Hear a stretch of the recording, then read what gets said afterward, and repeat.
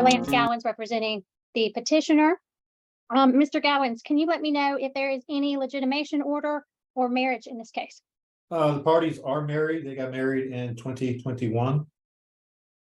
Has any divorce been filed? No, Your Honor, there has not. Okay, and just a reminder to the parties, this does not take the place of a divorce action. That really needs to be handled long-term in family court. This is just a temporary intervention to prevent any future acts of family violence, which, like I said, is everything from criminal trespass to felonies. So at this point, Mr. Gowans, you may call your first witness. I call Ms. Asago. Yeah. How did it start? Ms. Asago, for the record, will you please state your full name? It's not to say your full name. Oh, my name is Abra Vitua Azago. And let me say something real quick. I know there's someone else there. If there's anyone else who's going to be a witness in the case, I would ask that they be in another room outside of earshot. Okay.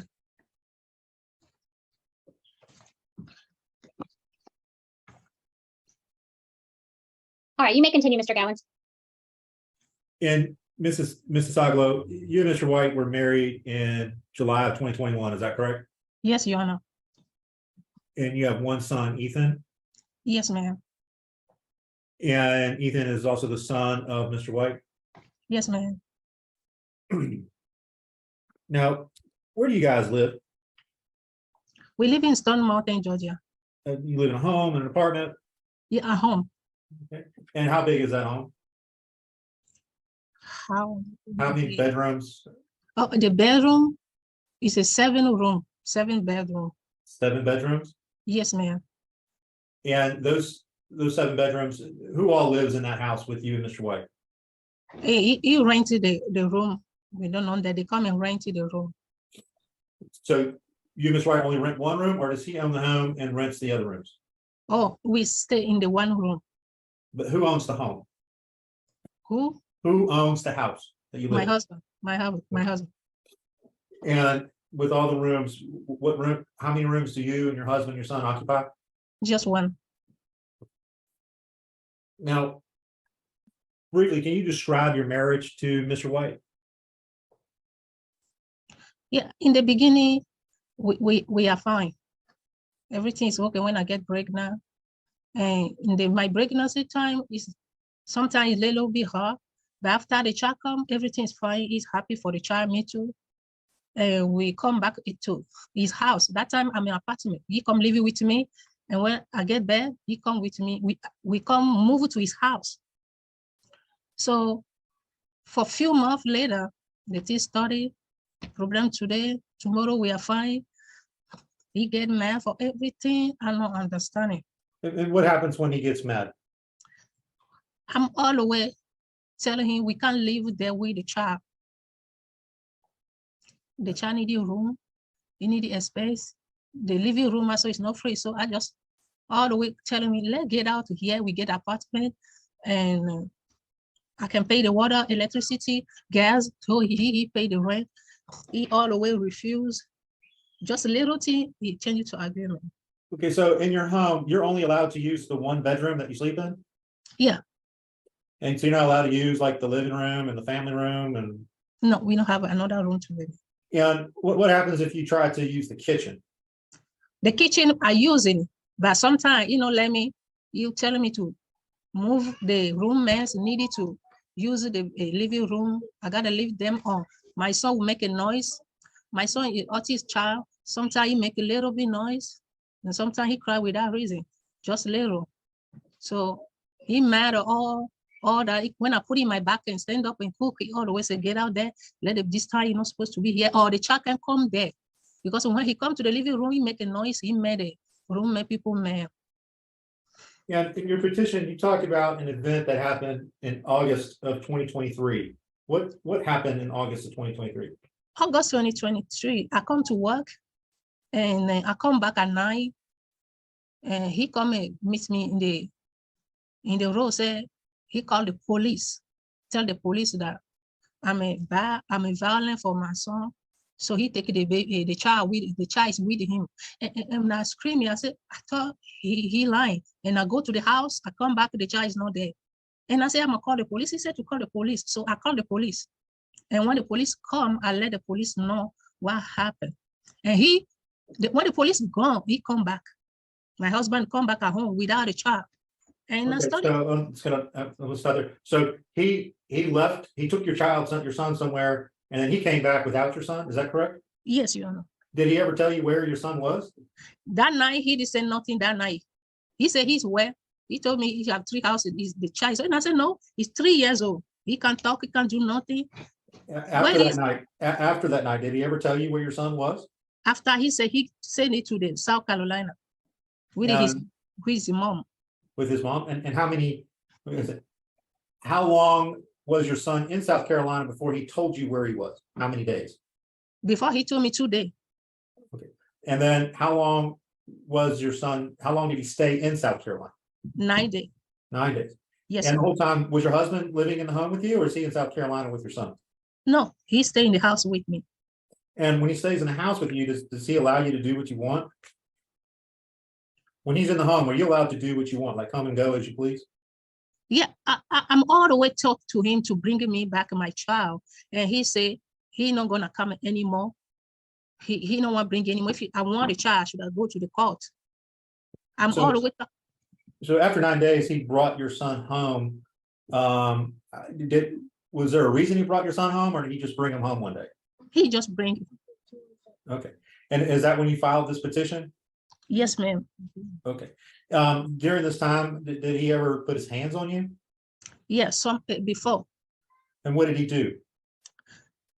We just argue a little bit. And he jump on me, I'm on the bed. He come over the bed, say, I'm gonna beat you. If you talk to me like that, like you do yesterday, I'm gonna beat you. He's so angry, very mad, and I'm just quiet. He say, just talk, you are evil, you are. So he said the thing. And when he stand up, I said, I just want your good, because a night before that, I'm telling him, he let me know when I met him that he have a surgery in his heart. They do the operation that he can smoke. So now he started doing a lot, cigarettes, marijuana, and I'm all the way telling him, don't make yourself sick, because our child, if you sick now, how am I gonna do with the child? What am I gonna tell the child? So he get mad, and I apologize. I said, I'm not gonna say nothing anymore. And the morning, 5 o'clock in the morning, he came and jumped on the bed like that. And do you have a cell phone right now? So A cell phone? cell phone, yes, I have your cell. And does he pay for your cell phone? Yeah, he paid for the cell. In the beginning, I paid for myself. After he paid for, I'm paid the phone, but he paid every month for the number. Okay, and at some point, did he turn your cell phone off? Yes, ma'am. When he took the child, he paid for the cell. The next day, I want to call his sister, ask for his mom number, and I can't call. And I started asking him, what you do to my phone? So he said he called it off. And the next day, I saw he called it the Wi-Fi. He called it off. I can't call him WhatsApp or number. Okay, so your Wi-Fi in the home didn't work anymore either? No, ma'am. Okay, so when you wanted to communicate with somebody, what did you have to do? I gotta come out in the house and walk in our area. Some houses, then when I come there, my Wi-Fi come, my Wi-Fi come, or I'm gonna come to the Miss one who helped me now home before I can have the Wi-Fi and call in WhatsApp. Okay, and did he ever, and from your accent, where are you from? I'm from West Africa, sir. Okay, and are you a legal resident in the United States? Not yet. Okay, and where's your passport? He take it a day before he started all. He take the passport. He have some envelope we sit down in the bed, and he put my passport in the envelope. And I said, why are you taking my passport? And he told me, it's because you let it fall in the floor. And I said, oh, it's our son who do that, put it top of the drawers. Maybe that's why he fell. So I said, okay, I know that he will keep it for me. And do you know what your passport is right now? No, man. After I asked him to give me, he refused. I asked him for my birth certificate, all that. He have done one long time. He put it all together. He tell me in our closet. Our son all the way go there, mess the stuff. So he will keep it all together, wait for him too. So he have that one. So, and when I asked, he refused. He said, I don't have nothing for you. And he no one gave it to me. Okay, and do you have, you say you don't have your green card yet. Has your husband assisted you in applying for a green card? No, he always say no. I Um, begged him many times because I can't drive it. I can do a lot of stuff. I can't go anywhere by myself. And I always begging to help me with studies so me too I can be a little bit free and do the stuff. Sometimes he say yes, sometimes he say I'm not gonna let you have it. Okay, so you're 100% dependent on him for everything? Yes, ma'am. And do you work right now? Yes, ma'am. And did you have any kind of a savings that you were keeping at home? Yes, ma'am. I And keep it when- at How much did you have and where is it? 3,000 because I don't have account. I have a little bit purse at home, and he know that. And I keep it the money. I show him also. He know that. So he took it And where do you keep the money? in the closet in my stuff. Okay, and he knows where it is? He took, yeah, he know he know who is it. And you also, you get paychecks from your job? Yes, man. My check come to his account because I don't have one. When they pay me, come to his account, and he give me the cash. But the last one who come, the day we do the stuff, we have the problem. He take the check. He say he no one give me that one, $550. And I call my worker to let them know to take the money back, and but they let me know they can't do it anymore. That to just call the police. And let's talk a little bit about, you claimed in your petition that he physically assaulted you. Was the time on the bed that you spoke of, is that the only time he's ever He been physical always, against you? he always insult to me. And what does he do? He always say useless, miserable. A lot of work I never heard in my life.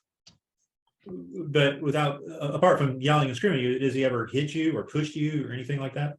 One time And when was that? when we started our relationship, Back in 2021? yeah, 2021. Yeah, no, 2020. We started 2019, and I get pregnant and I deliver 2020. So that time is between 2019 and 2020.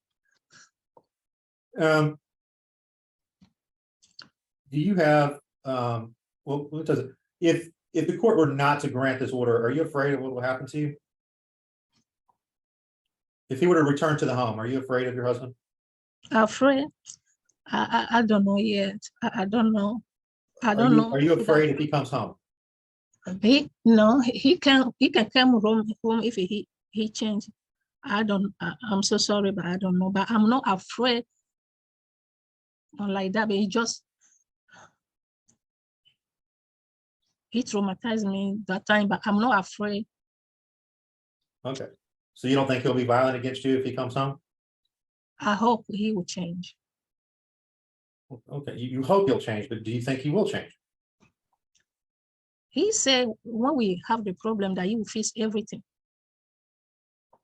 He Okay. told me he will change the stuff.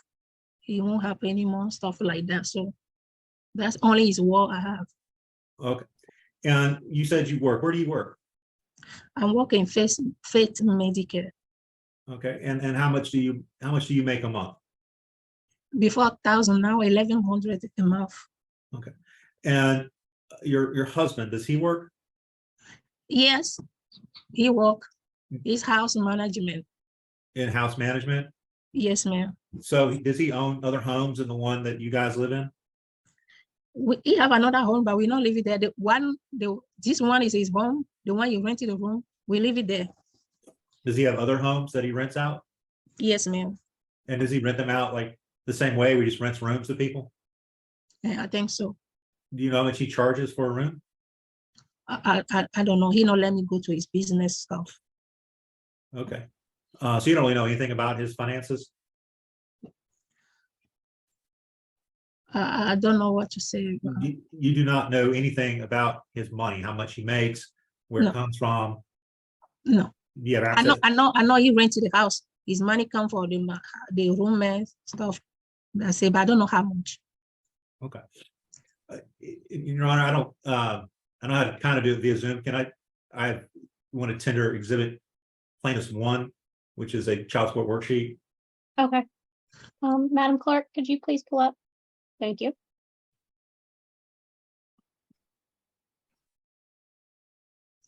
And we had in here, if you're $1,100 a month, do you think he makes at least $3,000 a month?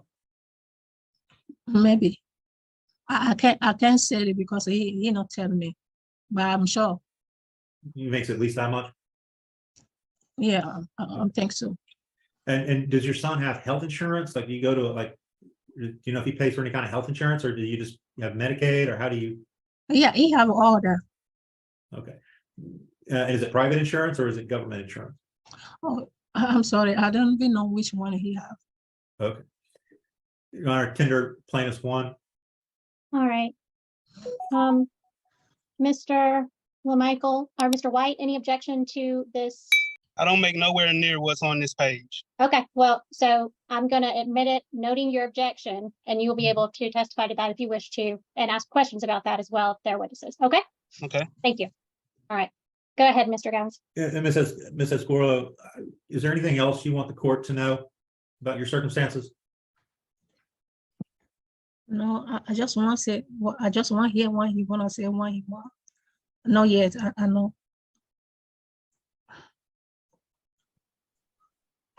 Nothing further, Your Honor, subject to cross. Okay. All right. So this is an opportunity for you, Mr. White, to ask questions about her if you wish to. You will have a chance to testify if you want to, but this is not the time to testify, but just to ask questions about what she has testified to, specific facts. Okay. Okay. Could you ask Miss Azaglo, did she give me the money for her phone bill? She said that I did. And can you give me some date time around there when you're talking about? Around the same time this stuff was happening. Okay. Yeah, around the same Okay, time. ma'am, around the time that this was happening, the allegations in the petition, did you give him money for your phone bill? Yes, that month I give it to him because he let me know he not gonna. Excuse me. He let me know he not gonna pay my phone bill anymore. So that month I paid before he called it. The month he didn't finish before he called it. Okay. All right. Your next question. Yeah. I never received any money for the bill. Okay, and she's not okay. Remember, questions, not testimony. Yeah. I wrote down some stuff here. Okay. Could you ask Miss Azaglo, when she keeps her money, in the places where she keeps her money, am I aware of where she hides her money in the house? Because that changes. So the question is, does she hide her money from everyone? And if that's the case, how do I know where her money is? Okay, so ma'am, do you hide your money around the house? And if so, how does he know where it is? Yes, Your Honor. I had it in bag. And he know it's there. Because the money before I go to work, I take the bag out. And he saw the bag before I put it back. And I go to work. I'm at work. He come and tell him, and the woman I work for, that my son can't breathe. That we got to go to hospital. So I just run. And I come in the car. My son just sit down in the car seat, he's fine. And I said, what's going on? So he just drive it slowly and taking my purse, the one I have from work, and looking for the bag. And I said, what do you want? You said we go to hospital, right? He said, wait, we go to the house. He go in the house and come back. And I asked ma'am, sir, she has to finish. You can't interject when she's talking. I'm sorry. And I asked, what's going on? And he said, he missed his money, miss. That's why he took my money. And I started screaming, 3,000. That money I saved it to have a lawyer to study my citizenship stuff. How can you say? He said, yeah, because his money missed, he got to take it back. And he drive it around. See, he come back at home. When I come at home, he cut out all my clothes in the closet. When did this happen? A day before he took him, 2 days before he took my son to his mother. Can you describe what your clothes looked like and why you think it was him? The day, I think it's 9 or 7 August. I think it's 7. What happened? And it's that day he took the bag, the money. And the Mhm. next day I called the police. I can't do No, but nothing. I'm asking you about, you just said that he cut up all your clothes in the closet. Mhm. Can you explain to me? Oh, Sir. he started closing in the floor. He's searching for the money. So he He picked threw your, okay, up go. the floor. They are in the floor. All my stuff is there in the floor. He looking for the money. Okay, so he threw all your clothes on the floor. He did not cut up all your clothes. No, no, no. Oh, Okay, okay, I did not hear that. All right, okay, sir, you may unmute and ask your next question. Okay, Ms. Zagalo has stated that I said that I would never get her papers. There is a reason why I told her we couldn't afford to get her papers. Would she kindly tell the court the financial reasons why I can't afford to get her papers? I didn't even know she already had the money to pay for her own papers. I was under the impression Okay, that. no, you're testifying now. Okay, I'm Let me sorry. ask- I'm All sorry. right, well, I'll ask the question. Okay. Ma'am, what was the reason he gave you that he could not afford your papers? I don't, he don't have no reason, Joanna. The money, when I started saving, I showed him twice. He see, he know the bag. And he always tell me, continue saving. Ma'am, did he give you a reason that he said you couldn't afford the papers? He didn't give me no reason. Okay. He always just say that. We are not gonna Okay. know. And sorry, it doesn't matter if you agree or don't agree. She's answered the question. You'll have a chance to let the court know your side of things. Okay. Next question. This goes to her. She says that she's not afraid of me, which is exactly true. Because she has no reason to be afraid of me. So, if I'm an abuser and a guy that beats on you and does these things to my son, and you're afraid of me, as for when this order initially came out, why the very day after the order came out, you texted me, and the next day after that, you called me twice, and I believe the next day after that, you called me again. Now, I didn't answer any of those communications from you because I was under the order of the court, and so was So she. let me just ask that. Uh-huh. Okay. So, ma'am, if you are afraid of him, why did the day after the order came out, you texted him and called him twice? Joanna, the day the order come, he left the house. The police is there. He told the policeman that I can't sleep in the house that day because he loses the key of our bedroom. So they called the Miss Ram, see if I can come and stay with his house that night. And I come and say, in the morning, we gotta go. I'm gonna give it back to my son, do everything. So I don't know what to do. And I just send him a little message. Do you fix the lock? He didn't answer. So I called him back, just ring one time. And before I read the paper, I'm really supposed to talk to him. The second one is not me, it's a mistake. My son play with the phone. And he just touch the stuff. And he called him, he even do second. He told that to the police, but since today, he didn't face the door. Is it my turn to speak? Sir, I'll let you know when it's your turn to ask another question. Your turn to speak will come when it's your turn to speak, okay? I'm so All sorry. right. What's your question? Next question. Okay, along those same lines, about her being afraid and making those calls, the officer explained to us both at that point when we were. Objection, Your Honor, if he's going into hearsay. No, I'm not So- going into hearsay. Wait. So an officer saying something is generally but- hearsay? Yeah, So hold on. Okay. Because I understand this can be difficult for people who are not attorneys. I get that. So you can't testify to what someone else has said unless it meets an exception. All right. So generally, there's been an objection that you testifying to what an officer said. So you can ask your question, and you're also starting to get in testimony. So if you have a question, you can ask it. You just can't say what someone said. Okay.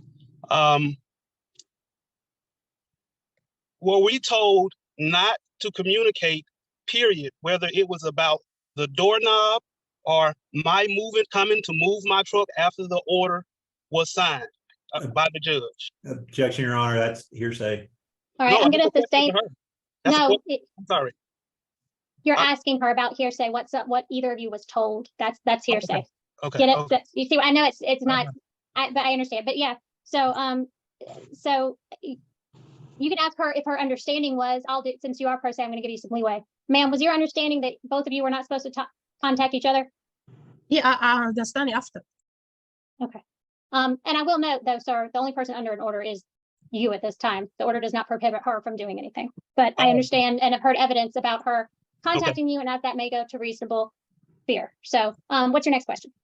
I really have a testimony at this point. I don't. Okay, so we'll wait. You'll have a chance to do that, but they may have other evidence they want to present, and he gets to ask her questions again to follow up. Okay, so I'll let you know when it's your chance to testify.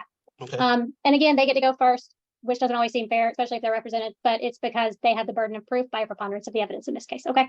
Okay. All right. So, all right, Mr. Gowans, you may redirect if you have any questions. I just have one or have a couple of questions. Ms. Asgalo, the issue on the door, so in the home, is there like a lock that requires a key to your bedroom? Hello, please, can you say it again? Sorry. Like, so there's a lock that requires a key? We just have one key for the bedroom Okay, to lock it. right. So it's like but it's a doorknob that's got a key to unlock it and lock it. Is that Mhm. right? Yes, yeah. Okay. And do you have a key to that room? No, And the reason, have you ever had a key to that room? our bedroom, I don't have that key. The front door key, he gave it to me before he left. Okay, but and the key to the bedroom, he's never given that to you? No, he said he lost it. Okay. Did y'all normally lock the door before all these problems? No, Now, regarding your immigration papers, have you been able to retain an attorney? Have you gotten any forms for Mr. White to sign, anything like that? no. Nothing further on? Okay, do you have any other witnesses or evidence, Mr. Gowans? No, Your Honor. All right, at this point, Mr. White, you may let the court what you want me to know about the allegations, and then once you are finished, Mr. Gowans will have a chance to ask you questions. Right. Yes, ma'am. Okay. So this stuff started around the 9th, I'm sorry, the 9th of which month? August. And so she accuses me of taking this money, and for a whole day she argues me down. There was I had no reason to be aggressive to her at this point because she's the one that's lost money. So she says this stuff for a whole day. She rants and hollers and cuss at me about it for a full day, and then she finally calls the police, and the police came. She speaks with the police, and she tells the police, "Hey, he has my money hidden over here where I can't search it." So the police came to me, and they said, "Sir, can she search your vehicle for her money and her personal possessions?" Initially, I said, no, they didn't say could she search. They said could they search. So initially, I said no, ma'am, or no officer. The officer, but I said she can search though. So the officer went to her. She came over and searched everything adequately. The most embarrassing thing I've ever had to endure in my life. So she did that. The officers were satisfied. They left. So that whole night, she was up against the wall about this money. It was nonstop all night. It was so bad. I slept in my truck that night to get away from her. I went back in the house the next morning. And soon as I laid in the bed quietly, she was still asleep. My son was still asleep. I laid there quietly. I cut on CNN. A little while later, she woke up and started right on over again with the same stuff. But at this point, she was brushing. She was talking and coming at me in a way to try to force a reaction for me, a physical reaction. Like I said, I didn't have any reason at this time to be mad with her or be jumping on the bed or abusing her or doing anything to her. She got up and once she started approaching me, that's around 11 or 12 o'clock, she started approaching me and I said, hey, you know what, this is enough. You can't keep coming at me like that. It's almost like you're brushing up against me to start a fight. So I went outside and I called the police and I told the dispatcher what was going on, everything that I just explained to you. And I also told them that it was time for me and my son to leave the house because she's really being erratic right now and hostile about this money. So the officer told me, she documented everything. And then she told me, she said, stay by your phone. Objection, Your Honor, hearsay. Okay. Okay, so you can't say anything. You can say, Okay. All right. can say what you did after talking with the officers, but Okay. you can't say what they told you to do. Okay. After talking to that initial dispatcher, another officer called me to get more information. I told that officer everything that was going on, And I also told him that that I was going to leave the house with my son, and I was also going to inform my wife that I was leaving the house with our son. As a matter of fact, I told the first operator that as well. They documented everything. I went and told my wife that we weren't going to be there when you come home. She did not believe me. She did not believe anything that I said to her. So she goes to work, and I leave with our son. She comes home, of course, and her first call is to law enforcement. By this time, I already know what time she gets off work. I was already on the phone with him, doing a follow-up call, letting them know that our son was with me, and he was safe. So that dispatcher told me that Your Honor, you're safe. I'm sorry. It's all right, just don't say what anybody told you. I'm sorry. So after that conversation with the 911 operator, the officer showed up at my house. An officer called me, and he talked to me, and he asked me to call her phone and let her know that our son was safe. I did what the officer asked me, and she got her confirmation that our son was safe. Now, as soon as she realized during that call that the officer wasn't going to force me to bring our son back, that's when she started with the allegations that I've been beating her, which I've never put my hands on my wife. Never, man. Never. Have we argued? Absolutely, but I've never put my hands on my woman. To this day, after all of this, I'm still profusely in love with my wife.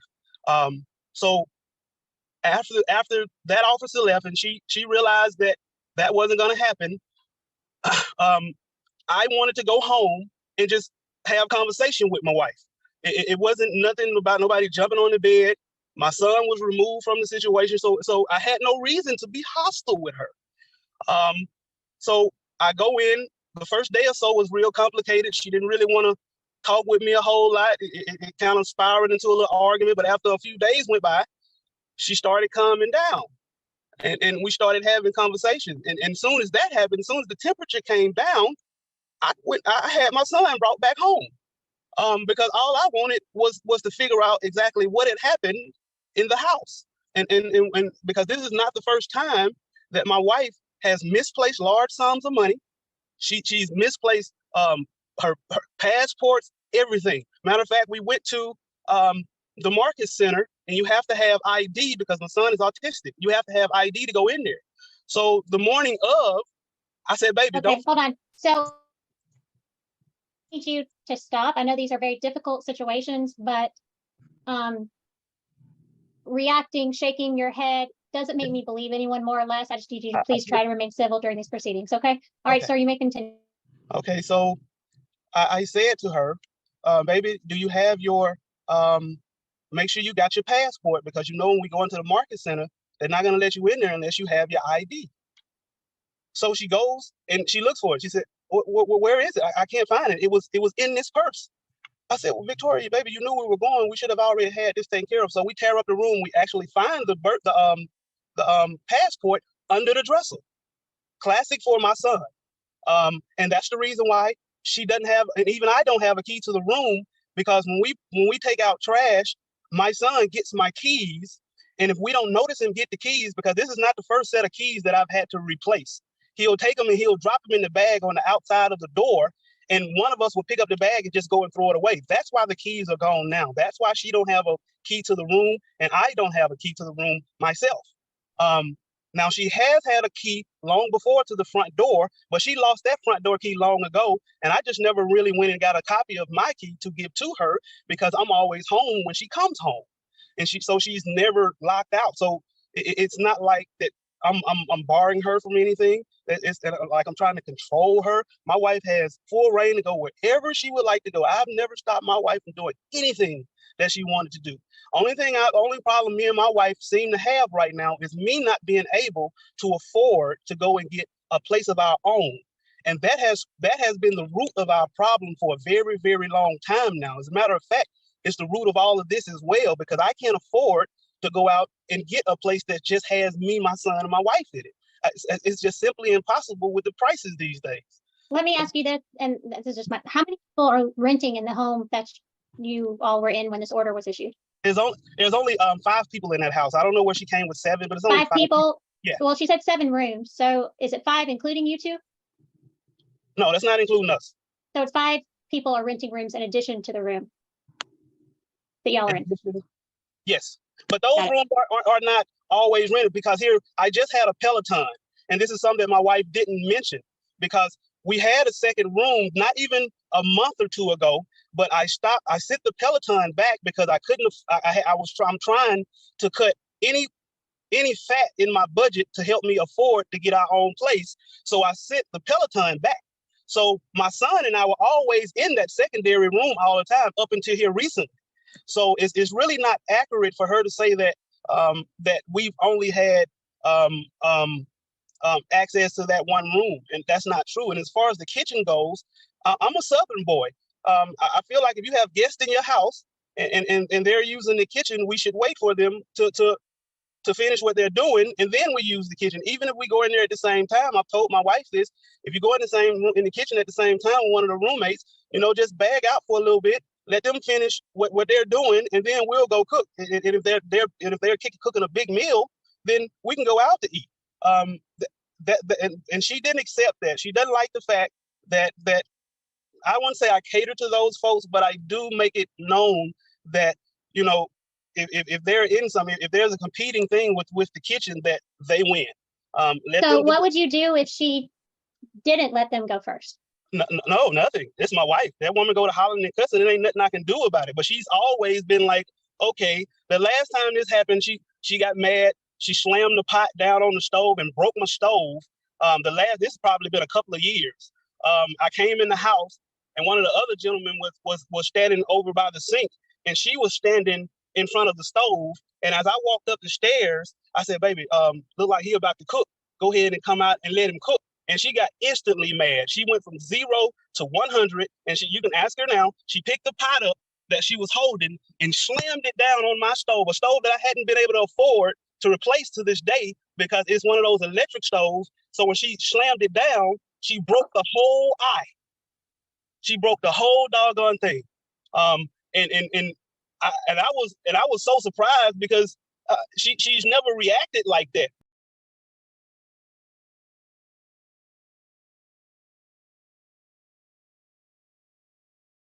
But the fact that I did it in front of the guy, I think, is what made her mad. Maybe I should have called her to the back and said it to her in private. In hindsight, I suppose I could have done that. But she was floored that I would say something to her while somebody was around, and she broke my stove. It's still sitting there right now to this day, broken. Mr. White, do you have anything else that you want the court to know? You may finish your testimony. You just need to unmute. There we go. Yes, ma'am. Before I conclude this, I want to add something to Ms. Aglaglo, saying that I threw down her clothes. I don't know if this is the question part of this thing or not, but every day my wife comes home from work, she fusses at me for letting our son, I basically just let him play. If he want to play with his toys, I let him play with his toys. If he want to go in the closet, he go in the closet. She knows full well that every time we have to clean up that closet, our son goes in there and ransacks it. And that's exactly why her clothes were on the floor that day. Now, in conclusion, this case is not about physical abuse. This case is about retaliation. Retaliation because I took our son out of the house, out of a hostile environment, and I supposedly took some money from her, which I did not. That's what this case is about. It has nothing to do with abuse. I've never abused my wife, ever. She's angry about the money, and that's all this is about. And the crazy thing is, every time we find stuff missing, she sits down with me. We retrace her steps, even if it was the $20 or the $30 that we found in her work scrub thing. She always sit down with me. We retrace her steps, and we're always able to find it. Even if I have to go out to the trash can, on several occasions I went out to the trash can, because like I said, our son will pick up stuff out the room, keys, clothes, and he'll take it outside the door and he'll drop it in the trash can. And had my wife just take a moment that day so we can go through that same process, because I didn't get to look at the trash can that day, because I never got an opportunity for her to tell me exactly what happened. I walked right into this basically. So we never even got that far to see had our son had just like he usually does, throw stuff in the trash. You know, I went out to our big green trash can on several occasions. My wife know this. Pull out deodorant, clothes, bags, keys, and all kind of stuff that she just pick up the bag and tie it up, thinking I done threw some clothes away or something. But our son done threw something in the trash on the outside of the door. And I go out later to throw some other trash away and I see one of my shirts in the trash can. I mean, these situations are constant in my house when it comes to stuff coming up missing. But my wife would not give me the benefit of the doubt to figure out what happened. My wife has stated for the court that she is not afraid of me, which is very true because my wife knows I've done nothing to physically harm her. That's why she's not afraid of me. She wants her money back and she's willing to destroy my life and my son's life with his father to force me to give her something back I do not have. And that's what this case is about. It's about retaliation, period. Okay, thank you. Mr. Gowans, this is your chance to ask any questions. Thank you, Your Honor. I'll try to be brief. Mr. White, quickly, where do you work? I'm self-employed. You're self-employed. Okay. Yes. Yeah. Is this you rent houses out? Is that right? No, I don't rent houses out. I rent rooms in my house to cut down on bills. Okay. So what kind of work do you do? That's the work, and whatever extra money I can get from that, that's it. And I'll do other little odd jobs here and there, whether that's doing some painting or cutting people in the neighborhood grass or doing some dispatch work doing some dispatch trucking work. I mean, just various different things to try and take care of my family. I admit it all.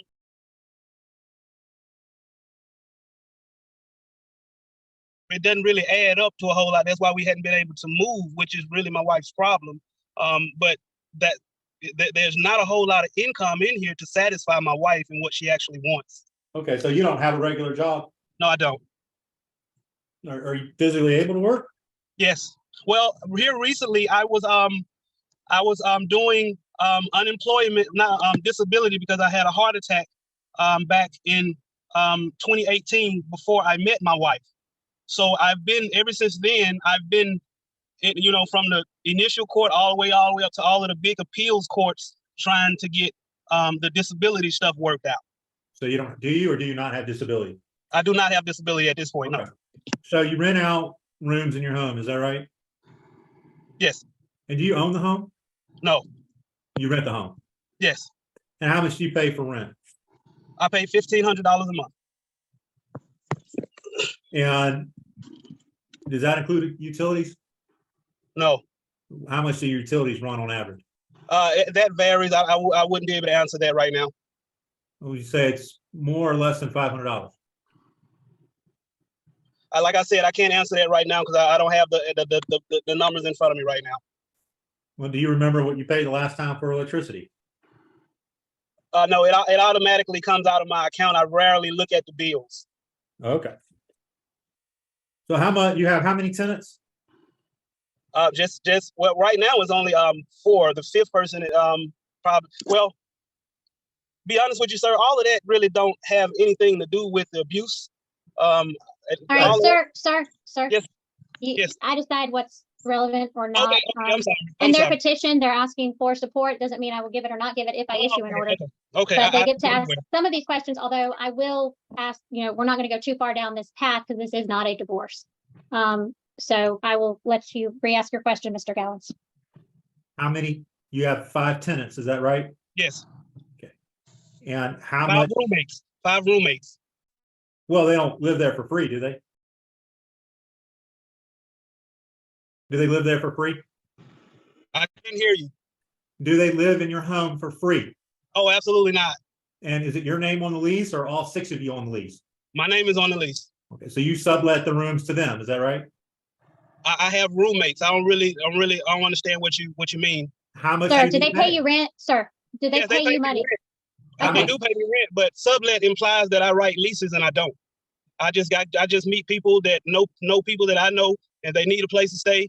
Then I help them out if they can help me with the bills. That's basically all that is. I'm just asking you a really simple question. How Yes. much do each of these individuals pay you each month? Oh, $100 a week to cover all of the bills. 100 a week, so about $400, about $400 a month each. Well, you have to, yeah, but you have to take out the utilities and all that stuff. Okay, so they pay extra for utilities, or they? Well, it really depends on if you know, because some people have their own air conditioner or something like that. So if you got your own air conditioner, that means you're gonna have to pay more on the electricity bill. So you have to pay more to cover the extra cost of having your own personal air conditioner. So how do you figure that out each month? Well, it's not nothing that I actually figure out. I just give them a fair number, like you know, if you want to run your space heater or your air conditioner, maybe 20, 25, 30 bucks extra a month or something like that. It's not nothing that I sit down and say this is the exact amount of. It's not that technical. So you're getting about $2,500 a month, is that right? Total? Depending on if I have five, we don't always have 5 people in there renting the room. We only have 5 now because I got rid of the Peloton. Okay, so you have 5 right now? Yeah. So it's around $2,500 a month, what you're bringing in, is that right? If that's the math, but we also have to take the rent from that because that covers the rent. So that's not really income. That pays the bills. I understand that, sir. I'm just asking. Okay. We'll go a lot faster if you just answer the questions I ask you, okay? All right. And you don't have any other properties that you rent out in that way? No.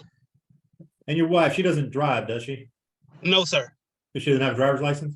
No, sir. And that's because she's not legally in this country, is that right? Yes. And you've been married since 2021, is that right? We've been married 2 years this past August. And you said June, July in the first, when we first, that's not accurate. We were married August 28th, a couple of days after her birthday. It was in August. We were not married. Our son was born in June. You said June, so I figured that, I don't know if she told it to you wrong or you mixed the dates up, but we were actually married in August. Our son was born in June.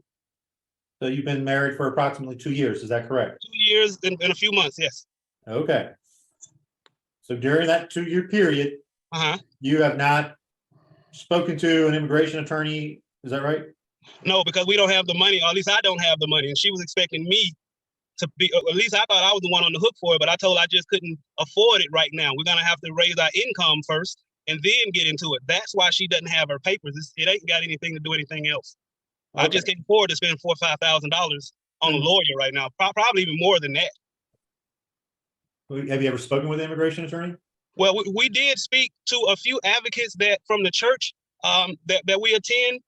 Few of the people there had advocates to get their papers. So we called, they gave us the number for those folks, and we did call those people. So we got a range of prices ranging from $4,000 to $8,000 to do it. Okay. Now, you went in August, I guess in August 9th, thereabouts. That's when you had the big fight with your wife over money. Is that right? Yes, that's when she accused me of taking her money. Yes. And she accused me the day before. The 9th is when she actually called the police. Okay. And you said in the past, you guys, when she loses stuff, y'all retrace your steps and you find what's missing. Is that right? Yes. And did y'all do that on the 8th of August? No, she didn't give me the opportunity. She just went straight and accused me of it and went straight into fighting about it. She didn't sit down with me like we usually do and figure out what happened. She went straight from 0 to 100. I didn't get the benefit of the doubt, not one bit, to figure out actually what happened to her money. Because I want to know now. I really want to know if there's somebody that came in my room in my house while I wasn't home, because she didn't talk to me. So I don't know what happened. Do you think it's possible that one of your tenants stole money? It's absolutely possible. There's other people in the house. I wouldn't say it. I don't know if it's likely or not, but it's definitely possible. There are enough people in there for that to be possible. And I just find it odd that she didn't do what we usually do in these situations and figure it out. She just went straight for me. And then your response, if I'm not mistaken, was you took your son to South Carolina. Is that right? Yes, he was not initially, but yes, he did go to South Carolina because I wanted to stay behind and try to work things out with my wife, because I didn't want to take him back into the same hostile situation while we were working it out. And it seemed like that the conversations were going well, because she made me feel comfortable enough to bring my son back home. So all of this stuff is really out of left field because we were having good conversations before. I wouldn't have brought my son back if she was still brushing up on me, trying to, have a fight about this. But once she cooled down, I brought my son back. Okay. So, but when you went to South Carolina, you didn't tell her right away where you were going, did you? Well, I actually, sir, honestly, I didn't know right away what the heck I was gonna do because, like I said, this hit me all of a sudden. Well, Yeah. the part about me feeling like, okay, I need to leave before she pushes this situation into a physical altercation. That sentiment hit me all of a sudden. So Okay. I didn't know. So, hold on. So you felt like you needed to leave. Absolutely, that's what I Right. testified to. But you Me came and my back. son, not just me, Right. me and my son. Well, why, if the conflict was between you and your wife, why did your son need to leave? Because she was acting erratic, and I didn't want to leave him in the house with her while she was acting like that. And then you came back like the next day, didn't you? Right. I came back during the day, like I said, to speak with my wife to see if we could work some stuff out. And like I said, that for the first day or so, it was a little touch and go. But she thawed out a little bit. At least that's what I thought. And I brought my son home. I had no intentions to be malicious to my wife when I removed our son. I was just Your son was gone for 9 days, isn't that right? yes. And after a couple of days, you felt okay. No, I didn't say I felt okay. I said that we started having civil conversations at that point. So when you were having civil conversations, you didn't think it was okay to, or it would be a good idea to tell your wife where your son was? Oh, at this point, she already knew where he was. She knew where Did she he learn was. it from? Did she learn it from you? Did she learn it from somebody else? She was at work. See, the next day, let me explain to you how she learned where he was. Because like I said, I didn't even know where I was going to take him initially myself. So when I went ahead and decided to send him to my mom's house, the first thing my mama said was, Victoria knows he's going to be coming up here, right? I said, no, she don't know yet. But when you talk to her, you can go ahead and tell her because she ain't talking to me right now. And she had told me before she went to work that day that she was going to call my parents because she had called my dad that very same day. So she already knew where he was. She knew he was safe. She called him on several days while he was out there. She knew exactly where he was. It wasn't like I took him off and put him somewhere and refused to tell her. That wasn't the situation, sir. But wasn't it? Sorry. Wasn't it during this period of time that you cut her cell phone off? Like I said, I didn't cut her cell phone off. She didn't give me the money to pay the bill. That's Okay. So when did that happen? When did what happen? The cell phone get cut off. When did that happen? You had to ask her, but when her phone specifically got cut off, because I don't have anything to do with that. All I know is she didn't give me the money like she does to give me every month. She didn't give me the bill. So when you don't pay your bill, your phone goes off. You don't pay the electric bill, it goes off. Isn't her paycheck directly deposited into your checking account? Yes. But And initially, that's about, hold on, and that's about $1,100 a month, ain't it? you're right. So wouldn't you already have the money to pay her cell phone bill? No, I would not, because as soon as her checks hit my account, the first thing she's saying in the morning is go to the ATM and get my check. And that's what I do. So and she doesn't allow me to spend anything before she wants me, even if her phone bill is due, she don't want me to deduct anything from her check. It's her check and that's fine. So I take her check and she gives me her phone bill. That's how that goes. I don't hold her money. She's not being controlled by me with her money. I give her money. She ain't gonna let me rest on Fridays when her check hits. She's gonna make sure if I'm going out to get milk, Pampers, or whatever, she's gonna make sure I go by the ATM and get her check. So she is in charge of paying her phone bill by giving me the money, and she didn't give me the money this month. So you get $550 out of the ATM machine. Is that what you do? Yes, whatever her check is, it's not always $550. Some days, sometimes she miss work. It's not always $550. Okay. So help me understand, how do you get $550 from an ATM machine when they only give out $20 bills? That's not correct, sir. Some ATMs that you go to, they'll give you money in increments of $1. You can go to some Bank of America ATMs like the one right over here on North Decatur. They'll give it to you in increments of tens. They'll even give you a notice on the thing if you want tens, 20s, or hundreds.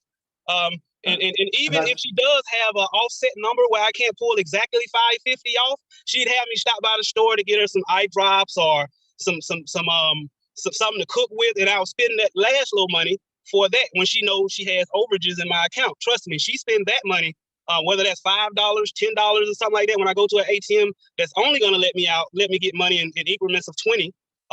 Then that $10 or so will be left in there. So she will go right to the dollar store or something, and she'll get her woman effects with that little money that's left.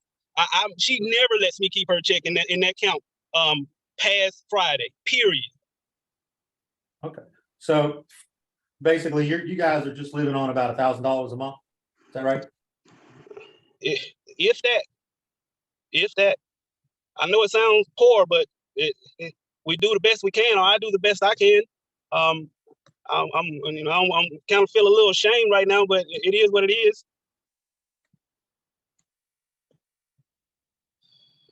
So it'd be, there, I'll scratch that. So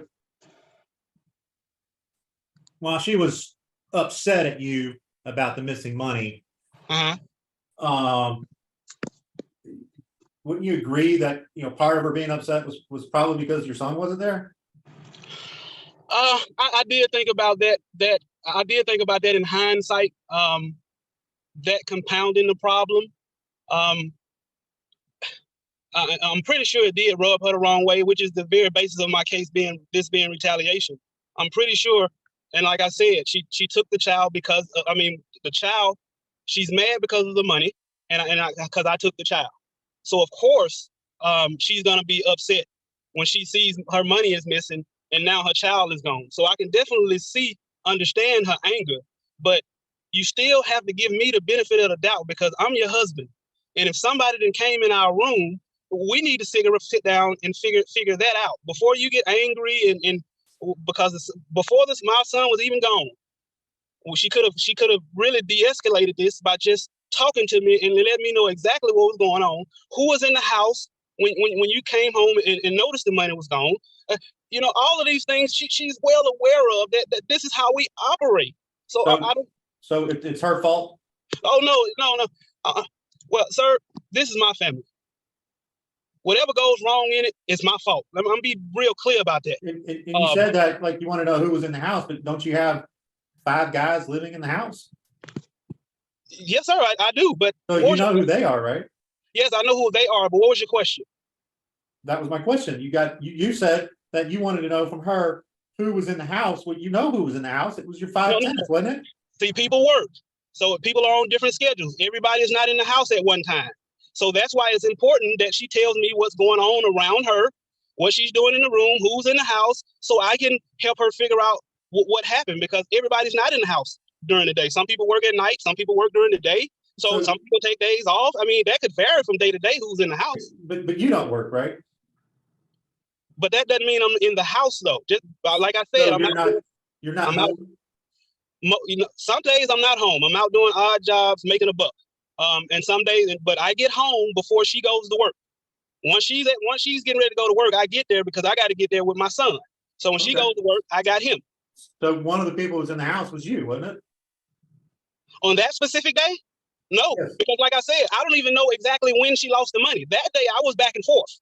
So at some point you were in the home, right? Of course, I lived there. Okay. Now you said that like the clothes thrown on the floor and all that. That was your son, right? Is that what you said? Oh, absolutely. That boy destroys a room. And my wife would tell you, his doctor just recommended that we put him on hyperactive pills to slow him down because she doesn't feel like that he can be educated because he's too hyperactive. So at the last time we seen the doctor, she recommended that we put him on, she didn't say the exact drug, but something to slow him down because he's going to a school for kids with autism. So your wife's clothes, are they hanging in a closet, like hanging up? Well, that's the thing. They're not, everything is not hanging. You got stuff down on the floor that's in Tupperware things. You got stuff hanging up. You got stuff on the top. And my son will go in there and he'll wreck everything that he can touch. And this is an everyday thing. She constantly argues with me when she come home. Why did you clean all of this up before I got home? You just let him run and play and do all that stuff. You don't, and then you don't have the courtesy to clean it up before I get home. That is an everyday thing. I'll admit, my son is a handful. He is from one end of the room to the other end of the room constantly from the time she leaves, and she knows this. And he will climb up on dressels. He'll pull stuff off the top of the dresser. He'll pull drawers out of the dressels and pull the clothes out. He'll push chairs around. He is really, really active. So clothes being strewn around on the floor, she knows how that happened. She knows good and well that boy done tore up everything by the time she comes home from work. And that was the same situation on this day. Which day was that? Whichever day that she said she came home and said that her clothes was on the floor, it doesn't matter which day it was. If clothes are on the floor, if there's stuff strewn all over our floor, the 3-year-old, I guarantee you, then ransacked it, because that's what he does. That's his job, is to be a child and to get into as much mischief and tearing up stuff as he possibly can. And trust me, he does that on a daily. So I don't know why my wife would say that I went in the closet and did anything when she knows soon as she get home, she's picking up clothes off the floor. And when you're there in the home, you don't pick it up? Yes, I do pick it up. But see, when she catches me, when I don't pick it up, I've lost track of time. And next thing I look up, she's coming through the room door. Most of the time I look at the clock, it's 8:30, then I'll get up off the bed and I'll start straightening up. But sometimes during the week, at least a couple of times, in just playing with my son and just him and I having fun just together, we lose track of time. And by the time we realize it's after 9 o'clock, my wife is already walking through the door and I ain't cleaned up nothing. That's when she goes to work at 9 o'clock? No, she goes to work at 4. She comes home at 9. Comes home at 9. Yes. And it's fair to say, because of your tenants, your wife and son don't really have free use of the whole house. Is that right?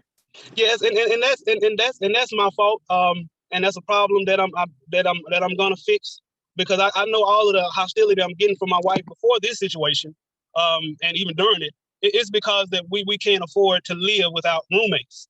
And I'm gonna be fixing that as soon as we finish that, if the court allows, because that's gonna fix the problem I have with my wife.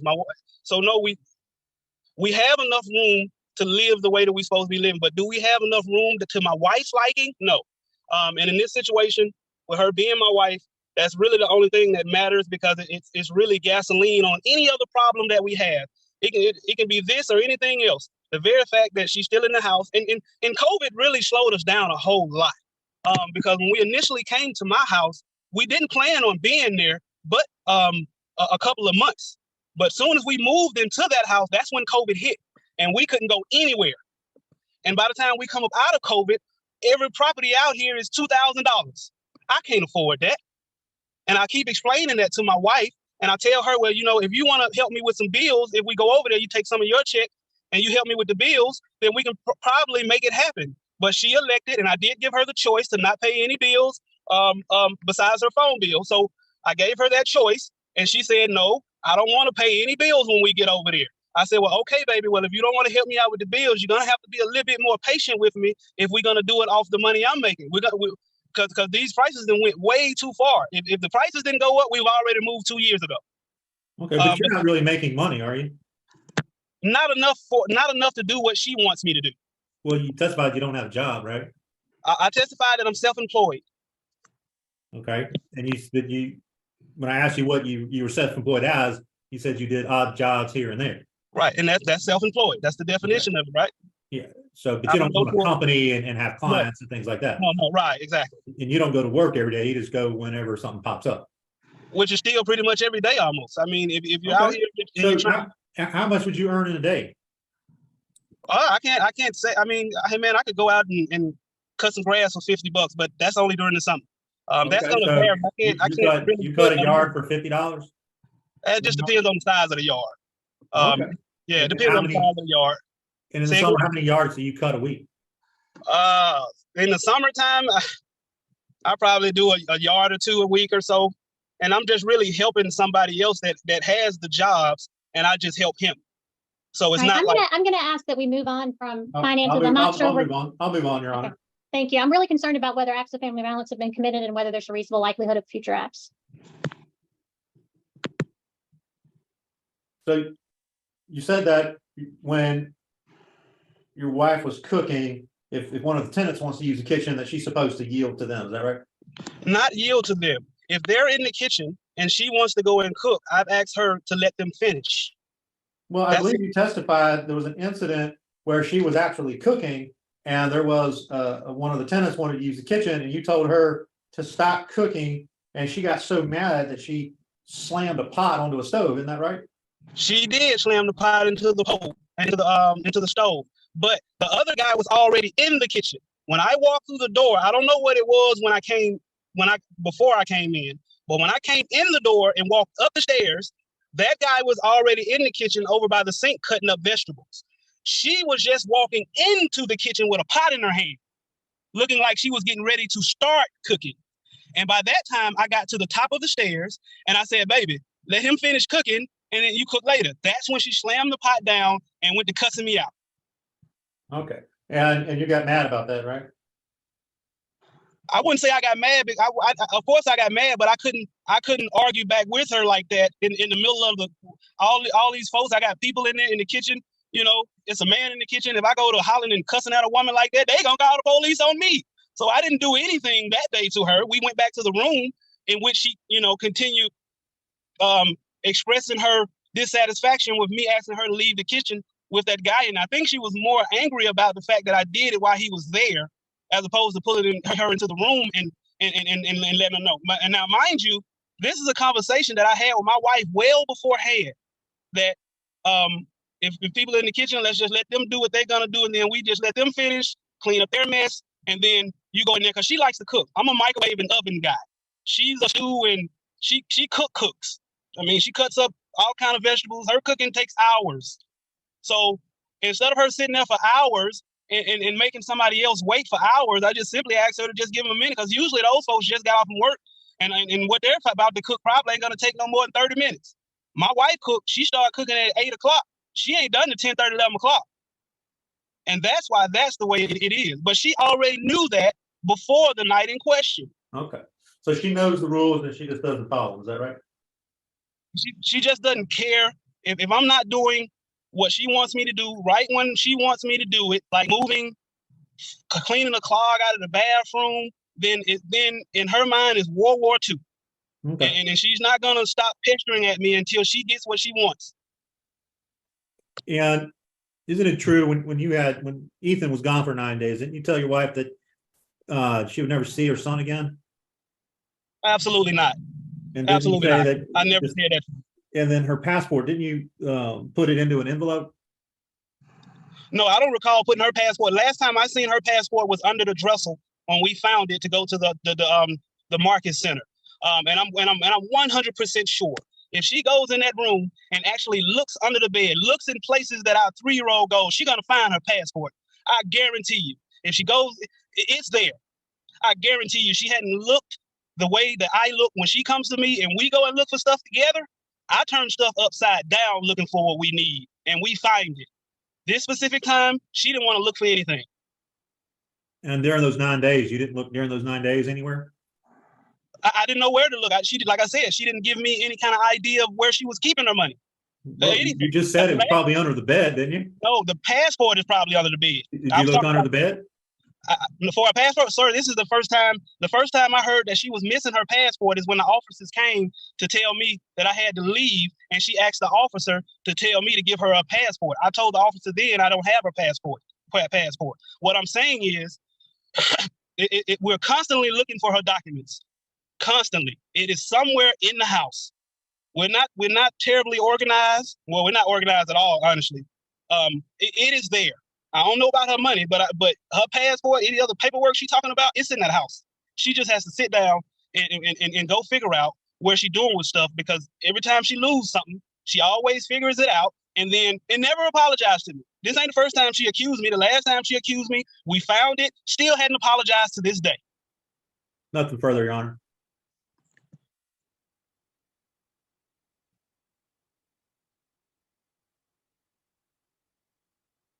Muted. Any other evidence, Mr. White? No, ma'am. Okay.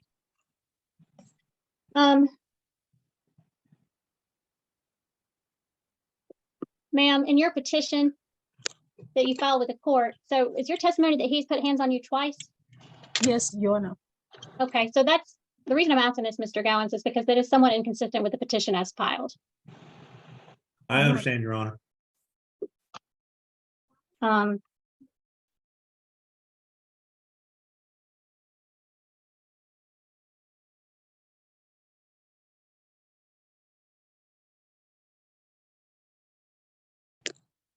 Ma'am, in your testimony, as you are not in fear for him in the future?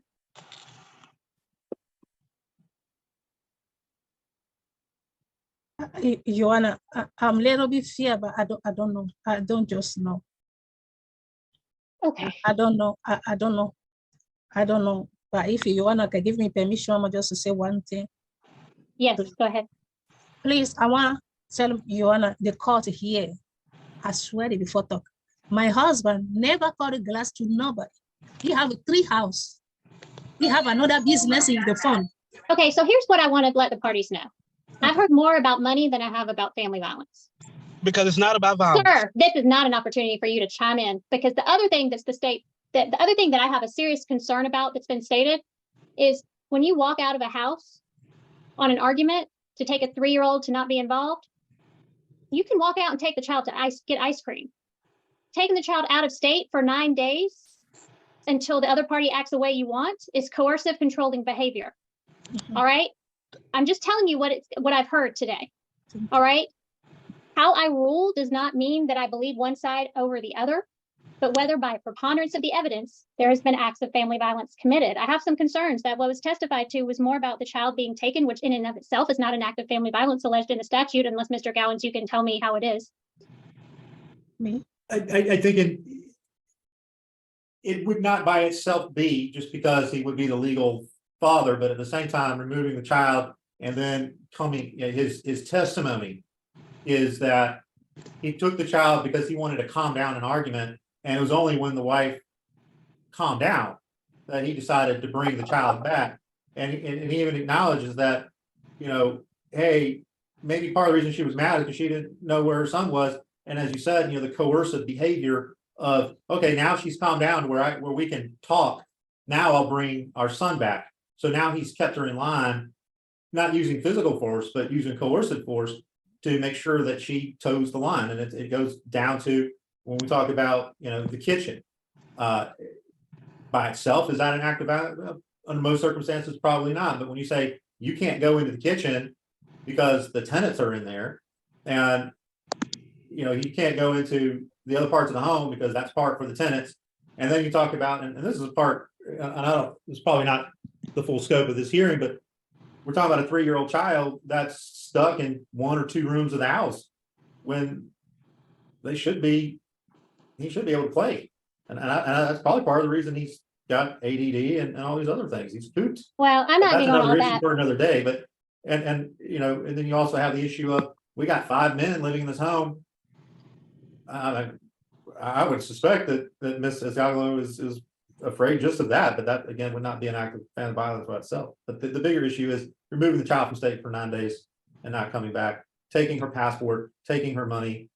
These are things that keep her in the same spot and unfree to move around. All right. I only have to find one act of family violence, essentially, and that there's a reasonable likelihood of future acts if there's not an order in place. Some of what, it doesn't mean I believe all or less of what someone has said, but weighing the evidence by a preponderance, I also have some concerns about blaming the child and her for everything. I understand autistic children can be a handful, but saying if she's looking for her passport, I'm sure I have I'm trying to resolve the testimony without believing that any party is lying. But I do find by preponderance of the evidence, there has been an act of family violence committed, and there's a reasonable likelihood of future acts if this order is not in place. Things have been escalating, and I have some concerns if y'all are both under the same roof, which gives me concerns. So I am going to issue the order at this time. It will be in place from today through September 11th of 2023. Petitioner will have exclusive use and possession of the residence at the location as it relates to respondent. So those other parties, he's still renting that house. He's on the lease. Whatever happens at this time, that some of this is really going to have to be worked out in the divorce.